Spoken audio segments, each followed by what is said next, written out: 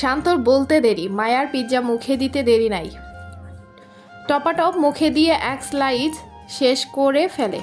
মায়ার কাণ্ডে শান্ত হাসে, তবে সেটা মায়ার অগোচরে। তার মাঝে নিচ থেকে চিৎকার চেঁচামেচির শব্দ কানে আসে। বুঝতে পারে সবাই চলে এসেছে। মায়াও সেই শব্দ শুনে খুশি হয়। খুশি হয়ে লাভ নেই, 5টা পিৎজাই শেষ করবে, নয়তো এই লাঠি তোমার পিঠে ভাঙব। মায়া বাঁকা চোখে তাকিয়ে ভোতা মুখে আবার খাওয়া শুরু করে। খেতে খেতে পুরো একটা পিৎজা শেষ করে ফেলে। একসময় আর পারে না, অসহায় চোখে শান্তর দিকে তাকায়। বিপরীতে শান্ত রাগী চোখে তাকায়। মুহূর্তে মায়ের চোখ মুখ শুকিয়ে যায়। আর একটা স্লাইস মুখে দিতে গেলেই দেখে ভিতর থেকে সব উগরে আসছে। তাড়াতাড়ি করে ওয়াশরুমে চলে যায়। পিছন পিছন শান্ত নিজেও ছুটে। মায়াকে বমি করতে দেখে বুকে হাত দেয়, পিঠে মালিশ করে দেয়। বেসিন ভরে মায়া বমি করে, বেশি খাওয়ায় ফলে এটা হয়েছে। তার মাঝে শান্তর আদিক্ষেতা ভালো লাগে না। আপনার জন্য হচ্ছে, আলগা পিরিত দেখানোর প্রয়োজন নেই।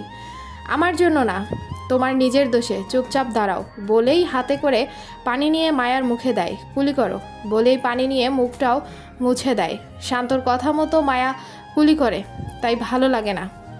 মনে হয় এই বুঝে আবার উগরে আসবে সব। ক্লান্তিতে কখন যে শান্তর বুকে মাথা হেলিয়ে দেয় জানে না।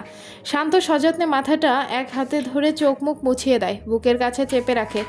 অন্য হাতে কল ছেড়ে পানি দিয়ে বেসিনটা পরিষ্কার করে ফেলে। সব শেষে মায়াকে বাইরে নিয়ে যেতে গেলেই মায়া দাঁড়িয়ে থাকে। কেন যেন মনে হচ্ছে আবারও বমি করবে। ভাবতে ভাবতে আবারও বমি করে দেয়। তার শান্তর বুকের উপর অসহায় চোখে মায়া তাকায়, ভয় পায় যদি শান্ত বকে মারে। মায়াকে অবাক করে দিয়ে শান্ত বিচলিত হয়ে কপালে গলায় হাত ছুঁয়ে দেখে। সব স্বাভাবিক দেখে মায়ার মুখটা আলতো করে ধরে বলে, খারাপ লাগছে? কি হয়েছে বলো মায়ুজান, এত বমি করছো কেন? মায়া বিস্ময় নিয়ে তাকিয়েছিল শান্তর দিকে এতক্ষণ। শান্তর শার্ট ভরে আছে তার বমিকে, সেই দিকে শান্তর নজর নেই। যেখানে তার নিজের ঘৃণা লাগবে বমির ভোটকা গন্ধে, নিজের ভাবনাকে ফেলে শান্তকে জবাব দেয়, আমি বেশি খেলে এই রকম হয়, ঠিক হয়ে যাবে একটু পর, পেট থেকে চলে আসছে যে হইছে, আপনি ফ্রেশ হয়ে আসুন। ঘৃণা লাগছে না আপনার? আপনার নিজের তো ঘৃণা লাগছে, আপনার শার্টটা বরবাদ হয়ে গেল।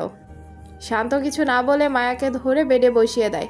ড্রয়ারের খুলে কালো টি শার্ট সাথে কালো ট্রাউজার নিয়ে ওয়াশরুমে চলে যায়। মায়া বেডে বসে পা দুলায়। শান্তকে যত দেখছে তত অবাক হচ্ছে।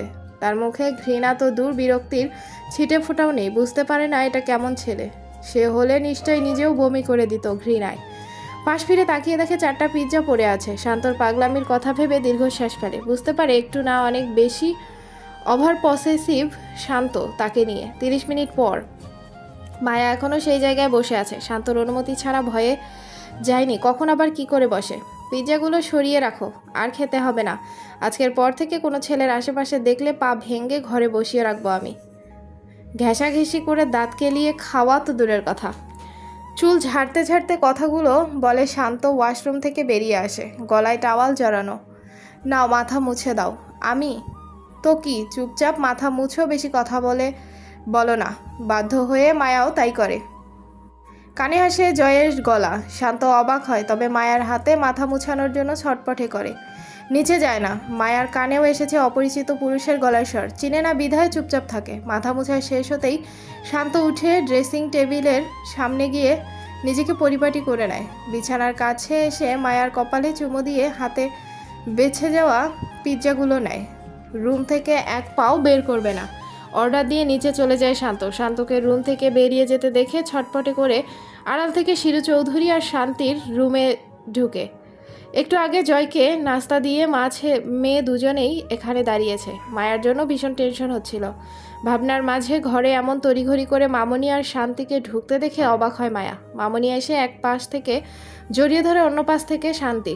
মামনি, শান্ত তোকে কিছু করেনি তো? ভাবি ভাইয়া তোমাকে কিছু বলছে বা মেরেছে? মা মেয়ে দুজনে একসাথে বলে ওঠে। মায়া কি বলবে ভেবে পায় না। মুখ দেখে স্পষ্ট বোঝা যাচ্ছে মা মেয়ে দুজনেই তার জন্য ভীষণ টেনশনে ছিল। কই কিছু বলেনি, করেনি, ওই একটু রাগ দেখিয়েছে, আর কিছু নয়। ডাহা মিথ্যে কথা বলে মায়া চুপ থাকে। অথচ এখনও মনে হচ্ছে গাল জ্বলে ঠোঁট জ্বলছে, কান দিয়ে ধোঁয়া বের হচ্ছে। মামনির মায়ার ঠোঁটের দিকে চোখ পড়তেই কিছু একটা বুঝে ঠোঁট টিপে হাসে। শান্তিও এটা খেয়াল করে, তবে মায়াকে বুঝতে দেয় না, কারণ লজ্জা পাবে। দুজনে চুপ থাকে। তার মাঝে বলে উঠে, মামনি, আমার থেকে বাসার বাইরে যেতে হবে, কারণ মাহিকে ফলো করতে হবে। কিন্তু শান্তর জন্য সম্ভব না, ও আমাকে রুম থেকে বের হতে দিচ্ছে না। তার উপর নির্বাচন আসবে, 5 বছর তো কাছাকাছি চলে এসেছে। হ্যাঁ, সেজন্য জয় এসেছে শান্তকে আলগা পিরিত দেখিয়ে এমপি পদটা নেওয়ার জন্য। লাভ নেই, এদের মুখোশ খুব শীঘ্রই খুলব। আগে শান্তকে সামলে নেই। তোমার ছেলেই সব বিগড়ে দিচ্ছে। প্রয়োজনে এমপি আবারও শান্ত হবে, তাও এই জয় বেয়াদবটাকে হতে দিব না। দুজনের কথায় মায়ায় সায় জানায়। শান্তি, একটা কাজ করতে পারবে? কিভাবে? আমি না হয় বাসা থেকে বের হতে পারি না, কিন্তু তুমি তো পারো। এক কাজ করো, মাহি কোথায় কখন যাচ্ছে, কার সাথে কথা বলছে ফলো করো। বাসায় তো আমি আছি, একবার কোনো ক্লু পাই, তারপর দেখো এদের কি অবস্থা করি। আচ্ছা ভাবি, এখন যাই, নিচে সবাই আছে, না দেখলে আবার বলবে তোমাকে তো ভাইয়া যেতে নিষেধ করেছে। শান্তির কথায় মায়া মাথা নাড়ায়। মামনি কপালে চুমু দিয়ে বলে, সব ঠিক হয়ে যাবে। আমিও যাই, শান্তকে বিয়ের কথাটা বলতে হবে। আচ্ছা। মায়া সম্মতি জানাতে দুজনেই বেরিয়ে যায়। পরপর রুমে আসে মাহি। নিজের রুমে হঠাৎ মাহিকে দেখে মায়া একটু অবাক হলেও প্রকাশ করে না। তো কেমন খেলে মায়ের আমার শান্ত বেবির হাতের? মাহির কথায় বিরক্তিতে মুখ তেতে যায় মায়ার। বেবি? এটা আবার কেমন নাম? মাত্র জন্ম নিল নাকি শান্ত? সাথে নিজেকে মায়ের খাওয়ার কথা শুনতে রাগ হয়। একটু আগে ওড়নায় আঁচলে শান্তর দেওয়া ক্ষতগুলো লুকিয়ে রাখলেও এখন একদম ওড়না খুলে মাহির সামনে যায়। এই যে দেখো কত মেরেছে তোমার শান্ত বেবি আমাকে। এই ঠোঁট, গলা, গাল সব জায়গায় কামড়ে কামড়ে মেরেছে। আরও অনেক জায়গা আছে, দেখবে নাকি? মুখের কাছে এসে ক্ষতগুলো একদম চোখের সামনে দেখিয়ে দেখিয়ে মাহির উদ্দেশ্যে কথাগুলো বলে মায়া। রাগে ফেটে পড়ে মাহি। সহ্য হচ্ছে না এই চিহ্নগুলো। এইগুলো তার শরীরে থাকার কথা। সেই ছোট থেকে ভালোবাসে শান্তকে। নিজেকে সামলে মায়ের উদ্দেশ্যে কুৎসিতভাবে বলে ওঠে, মাত্র এইগুলো? তোমাকে তো এইগুলো সেই অনেক আগে থেকে দিয়ে আসছে, তাও গলায় ঠোঁটে আটকে থাকে না। আরও অনেক জায়গায় দিয়েছে, তাও বন্ধ রুমে। গা জ্বালানোর কথাগুলো বলে মোবাইল বের করে মায়ার মুখের সামনে ধরে, যেখানে শান্ত তার বুকে মুখ গুজে আছে। পরনের নাইটি অনেকটা হাঁটুর উপরে মাহি। শান্তর পেট পর্যন্ত ব্ল্যাঙ্কেট, তার উপরে স্পষ্ট বুকের পশমগুলো। এইগুলো দেখে মায়ার না চাইতেও রাগ হয়, শান্তর প্রতি ঘৃণা হয়। বিশ্বাস করতে চাইছে না এটা যে শান্ত। আশা করি আর ডাউট নেই। প্লিজ মায়া, শান্তর জীবন থেকে চলে যাও। ও আমাকে অনেক ভালোবাসতো, আমিও বাসি, কিন্তু হঠাৎ করে কি হয়েছে জানি না, আমাকে ইগনোর করা শুরু করে। আমি যদি ভুল না হই, হয়তো তোমাকে দেখার পর থেকে এমন হচ্ছে। প্লিজ তুমি আমাদের মাঝখান থেকে সরে যাও। মায়ার হাত ধরে চোখে পানি নিয়ে আকুতি ভরা কণ্ঠে বলে মাহি। মায়া কি বলবে বুঝতে পারে না। মোবাইলটা নিয়ে খুব সূক্ষ্মভাবে দেখে। বোঝা যাচ্ছে এইগুলো রিয়েল এডিট না। আর একটু স্ক্রল করতে দেখে মাহি আর শান্তর কাপল পিক।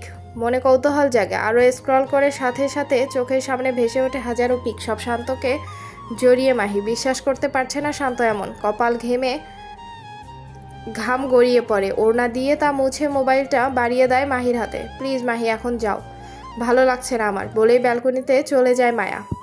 মাহিও বেরিয়ে যায় রুম থেকে। মুখে ওড়না গুজে হো হো করে কেঁদে ওঠে মায়া।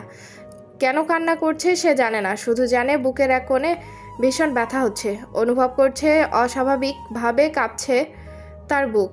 কিছু একটা হারানোর ভয় জেঁকে বসেছে, কিন্তু সেটা কি বুঝতে পারে না। শুধু জানে কান্না আসছে চোখ ফেটে।